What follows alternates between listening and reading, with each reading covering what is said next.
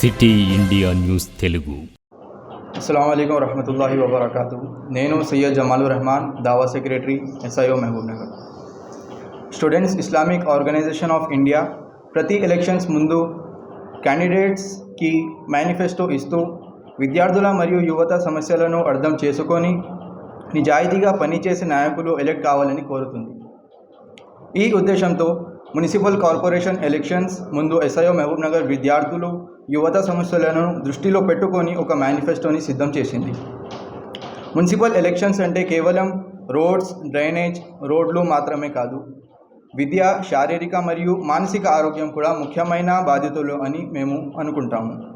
మహబూబ్ నగర్లో విద్యార్థులు మరియు యువత యొక్క ఎదుర్కొంటున్న సమస్యలను దృష్టిలో పెట్టుకొని ఒకరోజు మేము ఈ మేనిఫెస్టోని విడుదల చేసింది.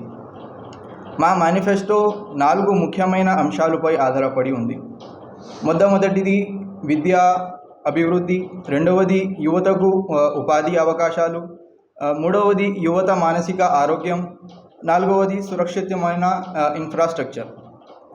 మా ప్రధాన డిమాండ్లు ఇవి: ప్రతి డివిజన్లో మంచి municipal study halls, schools, career guidance కేంద్రాలు ఏర్పాటు చేయాలి. ITI అభివృద్ధి మరియు ఉద్యోగాలకు అవకాశాలు కల్పించాలి.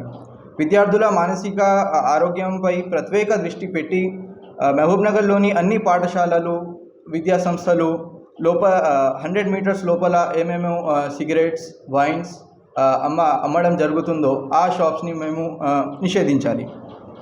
విద్యా సంస్థలు ప్రెమిసెస్లో మన రోడ్లు, lights, clean drinking water and hygiene food అందించాలి.